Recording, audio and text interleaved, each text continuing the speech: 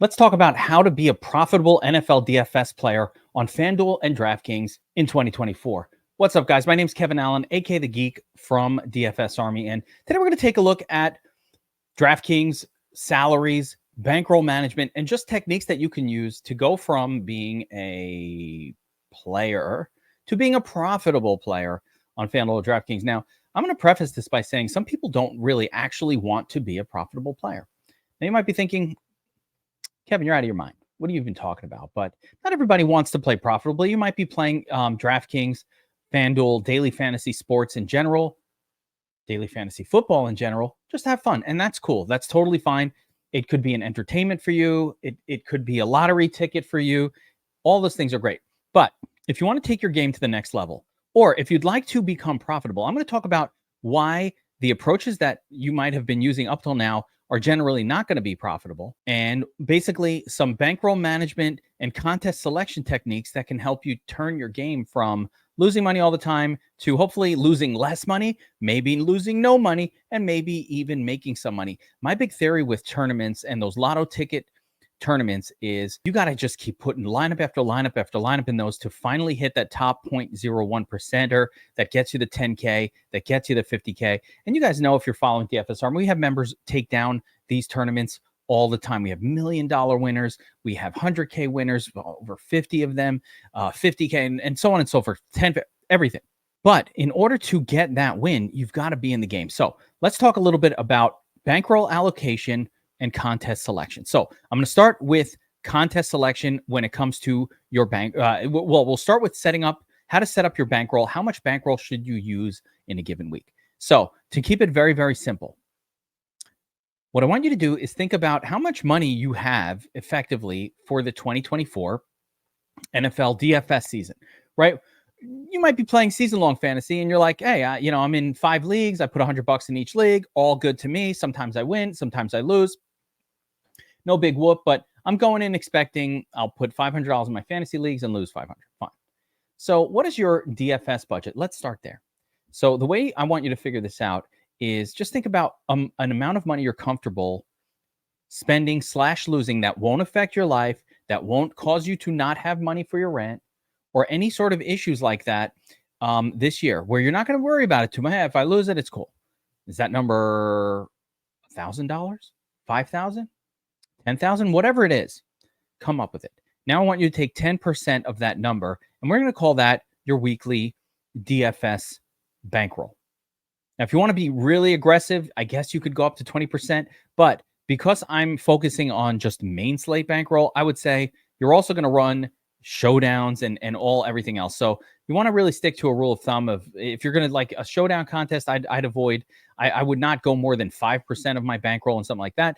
And on a main slate type Sunday, all the games contest approach, I would be limited to 10% of my total bankroll. So once you figured out your weekly bankroll, now we're going to get into how to spread that out each week. So in this example here on screen, your weekly bankroll would be $1,000. Now I'm just going to punch in some different numbers so that everybody watching this has some level of connection to it. So if it was $100, we'd be looking at something like this: $25 in head-to-heads, $25 in double-up, triple-ups, $30 in what I call small tournaments, my bread and butter style of contest, and then 20% or $20 in massive GPPs, the type of contest where you're virtually locked into losing half your money almost every time you enter them, right? So that's going to be how we set this up. And I'm going to show you, I want to talk a little bit about each one of these contest types and how to attack them.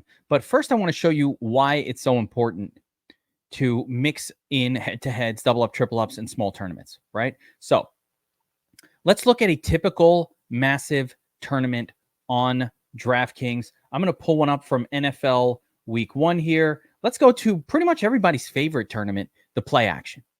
Okay, and this one's really, really easy to understand. So I'm going to put this up on screen, and we're going to take a look at the contest details and the payout structure. So this is where it gets really, really important. Take a look at the payout structure here, right? There are 200,000 entries in this tournament. First place gets you $50,000. So to max out this tournament, I've got to spend $60 or 20 entries at $3 a pop. $60 it's going to cost me to max this thing out. Put in my 20 lineups. Now, I've done other videos where I talk about how to attack a 20 max contest. I'm not even going to get into that right now. I really want to just help you guys understand why, if you've been attacking this contest week after week and you always lose money, and you kind of start to think, man, I suck at DFS. You don't. You don't suck at DFS. Everybody loses money in this contest. I'm going to show you why. So let's say you put 20 lineups into this contest, and we get 20% of our lineups in the money, right? That's the average. So if you take a natural bell curve of distributions, 20% of your lineups should wind up in the top 20% simply by the bell curve. Now, that might not happen every single week, but that's how it would go. Unless you place one not in the top 1%, but in the top 0.01%, like the top 5, you're going to lose money. So out of your $60, only 4 or 20% of the lineups are in the money. And let's say from that 20% or from those 4 lineups, one of them is in the top 5%, and the rest of them are outside of the top 5%, right? So the one of them in the top 5%, let's take a look at the payout structure here and understand what the top 5% is, first of all. Top 1% would be first through 2000th. So even a top 1% lineup is maxing out at somewhere between, or it's bottoming out somewhere between $10 to $15. And those are in the top 1%. So on a $3 entry, you make a top 1% lineup, and you might only get paid $10. So 3 times 3. So it's a 3x, maybe between 3 to 5x your entry fees. Seems good, but because I entered 20 lineups, I'm still losing a lot of money. The rest of my lineups all fall in the top 15%, which barely does not even pay triple your money. It only pays double or even less than double at times. So let's jump back over to this example to see what I mean. So we put 20% of our lineups in the money. One of them is in the top group, and let's say that makes us $10. The other 3 are in the lower group, and we're going to make, let's say, $5 and $6 because they're anywhere from top 15%, top 18%, top 5%. So the in the money lineups end up returning $15, $20, $26. Well, we put in $60. We only got back 26, so we lost over half our entry fees. And we just did average. That was an average return. Had one really good lineup, top 5%. The rest of them all in the top 20%. Other 4 of them, we still lost $34 out of our 60, so greater than 50% of our money. But check this out. This example is really going to drive the nail home to understand why it's so hard to make money in the super giant lottery ticket contest and why focusing other contests is really, really important. If you want to be a profitable player, you might not. That's fine. But if you do, check this out. Let's say you put 50% of your lineups in the money. So you destroyed the odds. You had a great run on the domination station optimizer, and half of your lineups are in the top 20%. They're in the money line.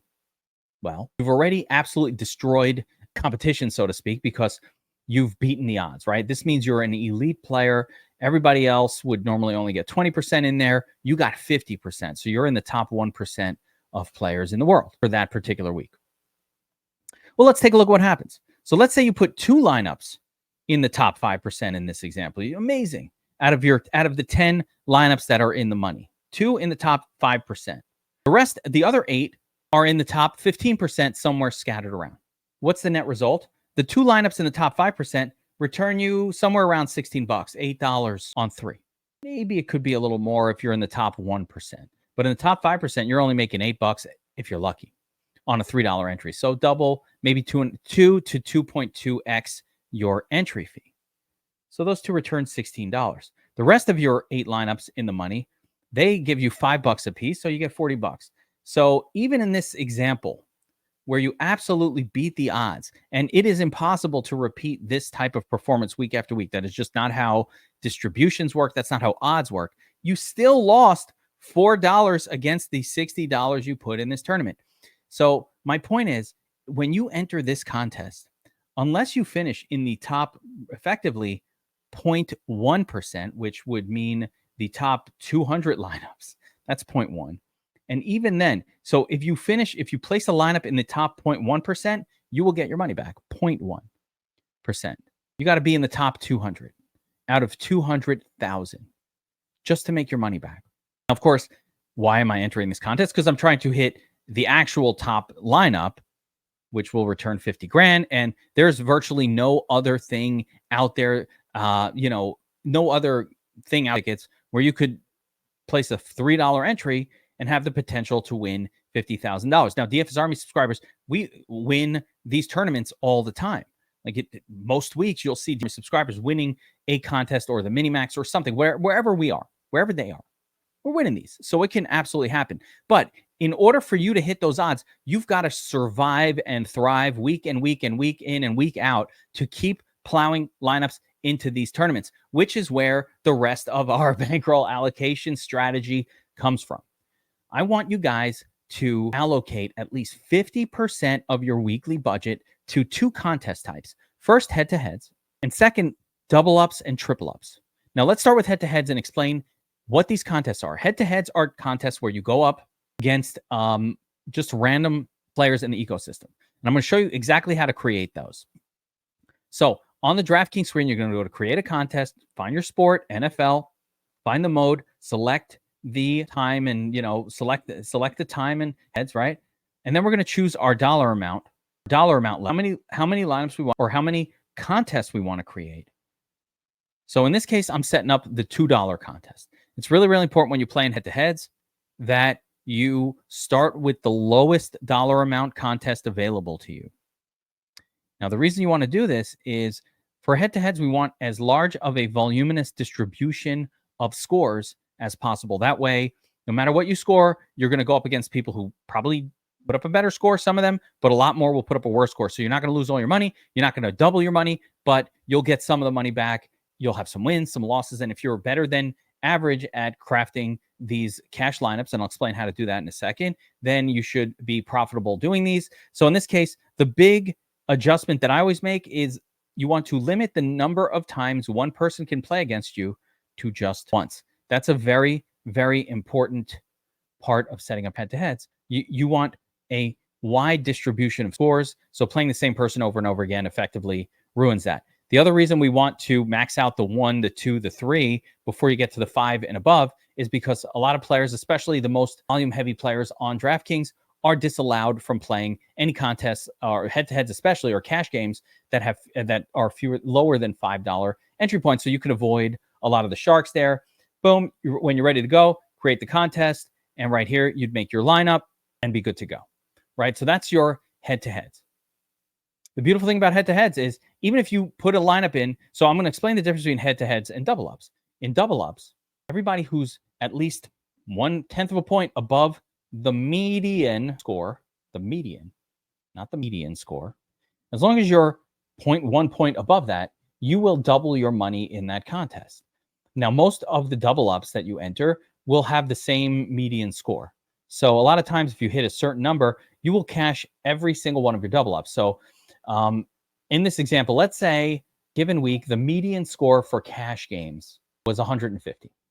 You put up heads and your double ups. You put up here in your double ups, you're going to double your money straight up.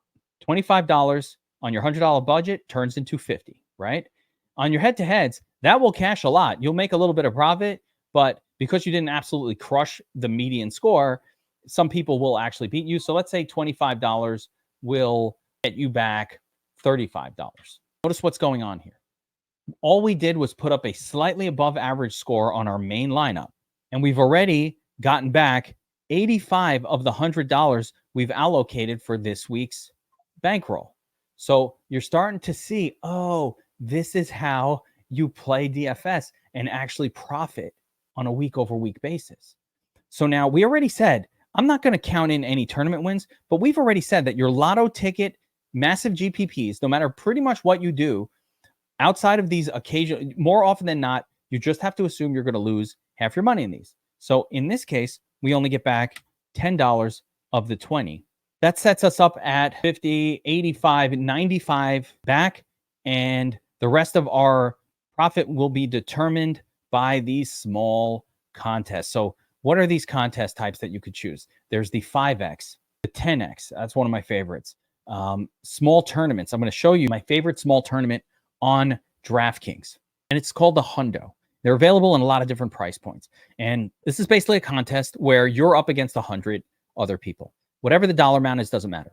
What's cool about this contest, you put in a top 1% lineup, effectively you win this tournament, and you'll get on your $10 entry $140 back, or 14x your money. Now, let's jump back over to our monster contest example, because I want to show you the difference.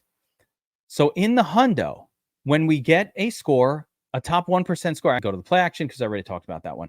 In the hundo, when you get a top 1% score, you get 14x your money. Well, what do we get? Hey, it's harder to hit a 1% top 1% against 198,000 people. But what do we get if we hit a top 1% score in the play action? Well, there are 200,000 entries, so 1% would be anywhere within the top 2,000 finishers. So let's look again at the payout structure and see what we're likely to get. So top 1%, it's anything from 1st through 2,000th, and let's just call it 1,500. All right, let's be more conservative, 1,500. So this is even greater. You need top 0.7% lineup, and you might only get $15 on your $3. So that's 5x. So that's just a 5x, and you had to hit a top 0.7% against a lot more people. And you could get even less than this 5x, your entry fee, a 3x potentially if you're lower end of the top 1% of entries. So again, the hundo, top 1%, you're talking about 14x your money. And in the play action top 1%, you're looking at somewhere between 3 to 5x your money. I hope this is starting to hit home why attacking those monster tournaments is no way to turn a profit on a week over week basis. You will almost always lose money until you win one. Dialing it back to the hundo, note that a top 2%, actively second place, still pays 10x, and then a top 3, 4, 5% lineup, a top 5% lineup, which in the play action isn't even doubling your money or just barely 2xing your money, here is giving you anywhere from 6 to 8x your original investment. So these smaller and higher dollar tournaments are going to be more profitable over time, even though they don't have that sexy 5 and 6 figure first place prize. They're sucking you in. So the reward isn't as great, but because you're giving up some of that monster reward, the risk level is lower and your returns, your ROI is greater. A great example, like I'll give you an example of this, a stock market example that no one's going to understand right now, but I don't care. I'm referencing it. In the stock market, selling covered calls or buying calls, buying effectively, I don't know if you guys know what that means. I'm not going to explain it, but buying calls supposedly is a activity that loses money 99% of the time. So like the statistic goes that 99% of the people who buy calls in the stock market tend to let them expire worthless and lose all their money, right? Well, when you're in the market, you can buy and sell a call. So, when I heard that stat that 99% of calls that are purchased expire worthless, I said, well, shouldn't we be selling calls? Wouldn't that be something where 99% of the time you'll make money? And the answer is yes. That is what you should be doing for the most part, except the problem is that one time, that 1% of the time that had a call sold against it, you lost a ton of money. Similarly, in DFS, if you only played in these hundos, then you might miss out on that one time when you could have bet $3 and won $20,000, which is why we spread out our action across all the different contest types. Now, let's talk a little bit about lineup construction for these various contests that we're going to be entering. Actually, before I do that, I want to mention that, of course, football is back and DFS Army is going all in the preseason with our biggest discount ever, our NFL discount for a full season, 12 months of NFL access, projections, player projections, cheat sheets, the Discord with our community, everything you need to dominate at NFL DFS, ownerships, everything you need. We've got it currently going at a big discount, I guess $75 off the 12-month subscription, all access for $224 using promo code NFL 2024. That link is in the description. And if you want full access at DFS Army VIP, which is what I recommend, covers all sports, covers our pick'em games, everything we do. Promo code VIP 2024 knocks the price down from $89.99 a month to $69.99 a month. So make sure to go to dfsarmy.com, Do it right now. Get signed up. Lock in the discount. You will not see this again all season long. This is our preseason special. It won't happen again. And you lock in this price for as long as you're subscribed. Take a look at the other sites that don't win as much as us, that don't deliver as much, don't have a research station, don't have real tools, don't have anything they're charging more than we are. DFS Army, turning average Joes into DFS pros. Make sure to use promo code VIP 2024. You get full VIP access to everything we do for $69.99. So make sure you check that out. Now, back to the video. How do we build lineups for these various contest types, right? We talked about head-to-heads, double-ups. Then we've got our small tournaments. And then, of course, lotto ticket tournaments. So a lot of this ownership projections is really king for this stuff. Of course, at DFS Army, we have our cheat sheets where we kind of focus you in on players for different contests, cash play, this is a tournament play, that kind of a thing. In cash games, we want to reduce variance as much as possible in two ways. Number one is take the players with the best points per dollar values versus their implied salary on DraftKings or Fanduel. So a player who has a high projection is somebody we want to use in our cash game, a high points projection. We also want to focus on our cash games in players with high ownership projections. High ownership is our friend in tournaments. Doesn't hurt us. It helps us. Why does it help us? Because in cash games, let's say there's a player, we just back test from the 2023 season with a lot of subscribers, and it's an awesome teaching tool that we do at DFS Army in the preseason where we rerun the optimizer, for the previous year and see kind of get a feel for all the slates and feel for what worked and what didn't. And there was this one week where Zach Moss, I guess Jonathan Taylor gets hurt. Zach Moss began the starter for the Colts, and he was 4,600, super cheap on DraftKings for a starting running back. And his ownership projection that week was something like 55-60% because it was too good of a price for a starting running back. He was going to have a hard time kind of not making value. That is the ultimate cash game play. Now, he actually failed that week, only put up a 7, right? If you played him in cash, it didn't matter because your opponent also played him. So that was just a wash. But in tournaments, when 60-70% of the field played Moss and he got a 7, well, if you didn't play him and you played someone else in that spot who didn't fail, I mean, you just leapfrogged 70-80% of that tournament. Ace of some of these tournaments we're looking at, you're talking about leapfrogging 150,000 people and now competing in a tournament with only the rest. So in our head-to-heads, we want to actually look for the highest projected ownership players. And those are the ones that you want to build your lineups around. Now, another way to build for head-to-heads is simply, and double-ups, is simply to run the domination station optimizer and maybe make 10 or 15 lineups. I like to sort by highest projected ownership so that it will just find the lineup it made with the highest projected ownership and potentially just use that one or use some version of that lineup as your cash head-to-head, double-up, triple-up approach. From there, as we move on to small tournaments, how do we attack small tournaments? Well, the smaller the tournament, the chalkier you can be. But you always want to find your own angle. So in a small tournament, the first thing I'm doing is stacking my quarterback with at least one of his pass catchers. I might do that in head-to-heads and double-ups as well, but I'm definitely doing that in any sort of tournament entry that I'm doing. I'm also potentially fading what I consider to be sketchy or bad chalk. And that stuff comes up every week. We talk about it on all the shows we do here at DFS Army, but it usually involves a player who's a little underpriced, but not underpriced enough and just overhyped for no good reason. Like, he had a big week last week, but other than that, he hasn't been doing that much or something along those lines. Yeah, it's not the easiest to always recognize, but if you look to fade some bad chalk or just take some shots on areas that people aren't taking, like in a small GPP, I might find, let's say that I'll give another example. Let's actually load up week one. I'm going to show you I'll show it to you on screen.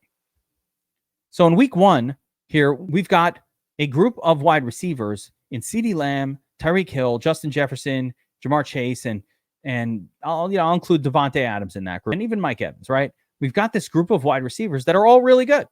They're all great. They're all studs. Every single one of these guys can put up a 40. So what I would do is, let's say in week one, for whatever reason, Tyreek Hill, actually I kind of see it as possible that Tyreek Hill will be the nuts. Why? Well, it's Jacksonville, Miami. It's got the highest game total. And maybe there's some stat about Miami's defensive backs can't stop Hill. Doesn't matter. Maybe he's going to be the chalk, right? So I might say, you know what? I get it. Everybody's playing Tyreek Hill. If I'm going to go into this contest and play Tyreek Hill, I'm probably going to have the same guy as everybody else. He's 35% ownership. And let's say Jamar Chase in this lower total game here at Cincinnati is at home is only projecting at 5% ownership. Well, I might look at a contest like this and say, you know what? Let everybody play Hill. I know he's awesome. I know he's a great play, but I'm not doing that. I'm just going to play one of these other guys like Chase. And then if Chase pops or Hill fails and Hill is massively on that tournament, that is enough to actually thrust you into first place in a lot of these smaller contests. I'll give a personal example. Years ago, I was in the DraftKings King of the Beach tournament. And this was a few years back. And I just remember it because it was a very specific situation where this was when Julio Jones was still on the Falcons. Yes, he was still on the Falcons, right? And maybe it was Julio Jones and Calvin Ridley. I can't remember the two. I think it was Julio Jones and maybe Calvin Ridley were the two wide receivers for the Falcons. I could be wrong. I could be misremembering. But I know Julio was the main guy, and I do think it was Calvin Ridley. And this was a week where the Falcons offense was the one. They were going up against the Bucs team that could not stop the pass all season long. So it was a 100-person contest, and it was very obvious that Matt, what the heck was his name? I don't know. The Falcons quarterback, Matt, can't remember. But anyway, it was the Falcons quarterback to Julio stacks were going to be the chalk. It was that Falcons quarterback was the highest owned guy, highest owned QB. Julio Jones was projecting like a 35, 40%. Bucs couldn't stop anything. So I looked at that game and I said, all right, if everybody's going to play this QB done stack, it doesn't make sense for me to enter this tournament and do the same thing. So I said, you know what? Who's the WR2 for that team? Calvin Ridley. He was going to be low owned. So I said, all right, I do want a piece of that game, but let's find a piece of that game with someone different. So everybody's playing Julio. I'm going to play the WR2. Everybody's playing the quarterback from the Falcons. Yeah, it was Matt Ryan. So everybody playing Matt Ryan, Julio stacks. So I said, let me do something else. And I think I wound up playing a different quarterback. I think it was Fitzpatrick at that time. Now, the reason I tell the story is because I didn't want to get too crazy and go too far off chalk in a 100-person contest. It's not like I was going to ignore this game that had like a 55-point total, and it was this Tampa defense couldn't stop the pass. But I found a way to attack that game that was different than what the field was doing, and that was enough for a 10th place finish in that tournament, which was great and got lots of money. Julio Jones wound up getting hurt, but he was on his big game. He winds up getting hurt, and then, of course, Ridley goes crazy. Now, you might be saying, Geek, you didn't know that Julio Jones was going to get hurt. And you're right. Of course, I didn't know that. But what I did know was that this player is going to be 60% owned, and it makes no sense. I will gain no advantage in this contest from playing such a chalky player, especially at the wide receiver position where wide receivers are much more volatile, for example, compared to running backs or quarterbacks. So with that being said, for attacking your 5X, 10X, small GPPs, hundos, you want to play lineups that are correlated, QB correlated with one or two pass catchers, maybe back, so bring one back from the opposing team, although that's not necessary.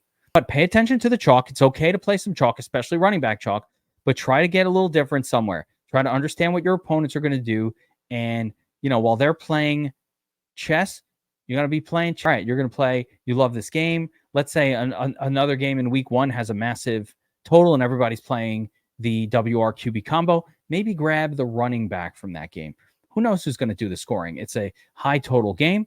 Everybody's playing. Let's say again, let's jump back to the example and let's look at these games. I think one of the more popular games will be Jacksonville, Miami. Everybody's playing Tyreek Hill. Maybe we'll play Devon Achane instead. Maybe he'll go off in that game. So do something a little bit different. Having ownership projections is a really important key to this. And of course, that's something we have over at DFS Army alongside player projections, cheat sheets, notes, everything you need. Here's the chalkboard. So we have our chalkboard. This helps you pick your, of course, it's not live yet. It's preseason games, but when this is live, it shows every position group, our projected ownership for each player, our projection for each player, and the chalkboard is what I go to. I go right to the chalkboard to try to create my cash lineups and any kind of chalky lineups that I want to create. I just pull the top players from most of these groups, and it's as simple as that. You can absolutely crush cash games, and you can be a profitable player on DraftKings in 2024. And again, now if you like the idea of signing up at me, but you don't like the idea of even using one of these promo codes, which I think you should, especially the VIP 2024. Another way to get signed up DFS Army is by using our free month pass, and simply go to the top of the website here, click on free month, and you can get a free month of DFS Army by signing up for one of our partner sites. So you can do that as well. And it is all described right here. Prize Pick, Sleeper, any one of these sites with code DFS Army, let us know, and we will send you a code for a free month of DFS Army. Good luck this season, everybody. I'll see you next time.